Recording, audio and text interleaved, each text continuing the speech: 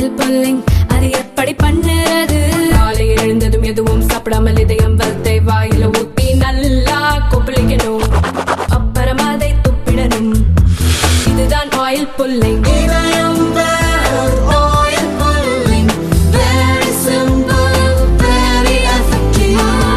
திருப்பரங்குன்றம் மலையில் பிரியாணி சாப்பிட்டு மலையின் புனிதத்தை IUML MP நவாஸ் கனி கெடுத்துள்ளார். இது இந்துக்களின் வழிபாட்டு உரிமையையும் மரபுகளையும் பறிக்கும் செயல். இந்துக்களுக்கு எதிராக திமுக மற்றும் அதன் கூட்டணி கட்சிகளின் ஆதரவுடன் மிகப்பெரிய அநீதி நடந்து கொண்டிருக்கிறது. மத்திய இணையமைச்சர் எல் முருகன் கடும் தாக்கு. இந்தியாவிலேயே மிக அதிகமான சதுப்பு நில பகுதிகள் தமிழகத்தில்தான் உள்ளது என முதல்வர் ஸ்டாலின் பெருமிதம்.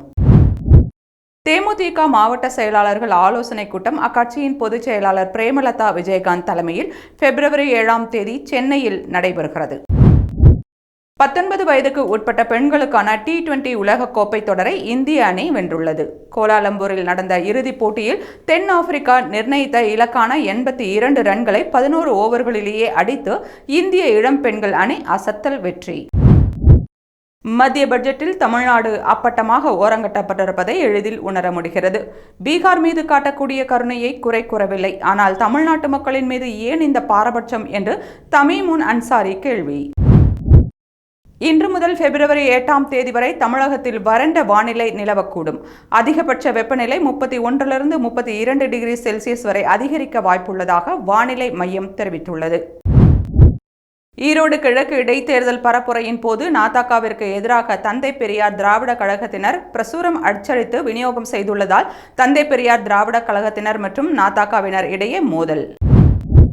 தாவேகாவின் 2ஆம் ஆண்டு தொடக்க விழாவை முன்னிட்டு சென்னை பனையூரில் உள்ள தாவேகா தலைமை அலுவலகத்தில் கட்சி கொடியை ஏற்றிய அக்கட்சியின் தலைவர் விஜய் கட்சியின் கொள்கை தலைவர்களின் சிலைகளை திறந்து வைத்தார். மனதில் பெரும் சுமையுடன் எதிர்கொள்ள வேண்டிய களமாக ஈரோடு இடைத்தேர்தல் அமைந்துவிட்டது. நானே நேரில் வந்து வாக்கு சேகரித்ததாக கருதி திமுக வேட்பாளருக்கு வாக்களிக்க வேண்டும் என முதல்வர் ஸ்டாலின் கடிதம். ஈரோடு கிழக்கு இடைத்தேர்தல் நல்லாட்சிக்கு மக்கள் தரும் மதிப்பெண்கள் என்றும் மக்களை சந்திக்கும் வலிமையற்ற அதிமுக பாஜக வழக்கம் போல் அவதூறுகளை கூறுவதாகவும் முதல்வர் ஸ்டாலின் குற்றம் சாட்டியுள்ளார். இரட்டை போர் யானைகள் பலத்தோடு எதிரிகளே வெல்வோம், வாகைப்பூ மாலை சூடுவோம். இந்த ஒரு ஆண்டிற்குள் எத்தனை எதிர்ப்புகளை கடந்திருப்போம், எதற்கும் அஞ்சாமல் நேர்மையாக நடை போடுகிறோம் என தாவேகா தொண்டர்களுக்கு விஜய் கடிதம். குடிநீர் தேவைக்காக மேட்டூர் அணையில் இருந்து வினாடிக்கு 500 கன அடி நீர் வெளியேற்றம். மேட்டூர் அணைக்கான நீர்வரத்து வினாடிற்கு 479 கன அடியிலிருந்து 491 கன அடியாக உயர்ந்துள்ளது. தாவேகா தலைவர் விஜய் பனையூரில் இருந்து பன்னியூருக்கு வர வேண்டும் என முன்னாள் ஆளுநர் தமிழிசை விமர்சனம். காஞ்சிபுரம் மாவட்டம் படப்பை அருகே வாஞ்சுவாஞ்சேரியில் இருசக்கர வாகனம் மீது கண்டெய்னர் லாரி மோதி விபத்து.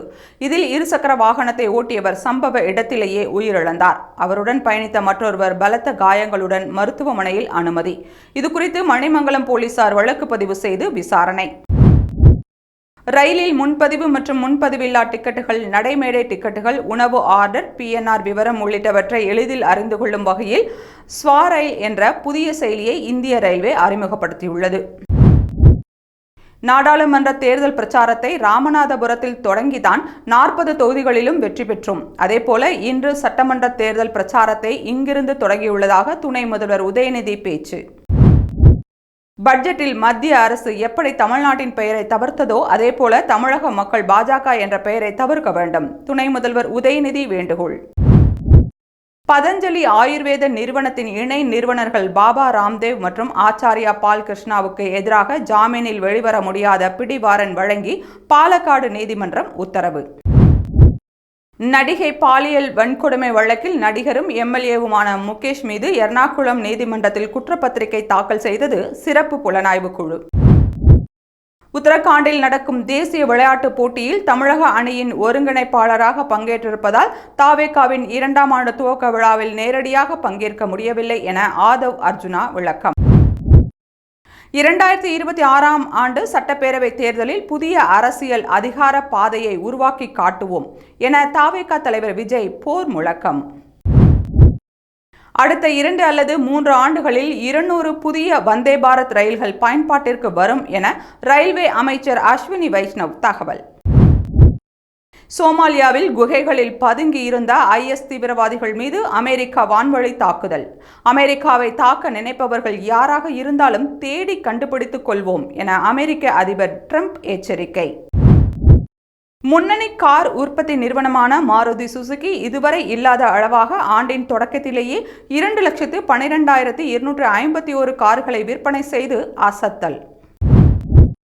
மகளிர் அண்டர் 19 T20 உலகக்கோப்பை தொடரை இந்திய அணி வென்றதை அடுத்து ஆட்ட நாயகி, தொடர் நாயகி ஆகிய விருதுகளை வென்றார் இந்தியாவின் கொங்காடி த்ரிஷா.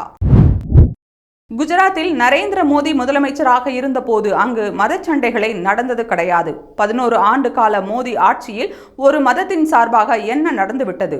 அமமுக பொதுச் செயலாளர் TTV தினகரன் கேள்வி. திமுக அரசின் மீது மக்களுக்குள்ள நம்பிக்கையையும் ஆதரவையும் சிதைக்க எதிர்க்கட்சிகள் பரப்பும் பொய்கள் மக்கள் மன்றத்தில் எடுபடவில்லை என முதல்வர் ஸ்டாலின் தெரிவித்துள்ளார்.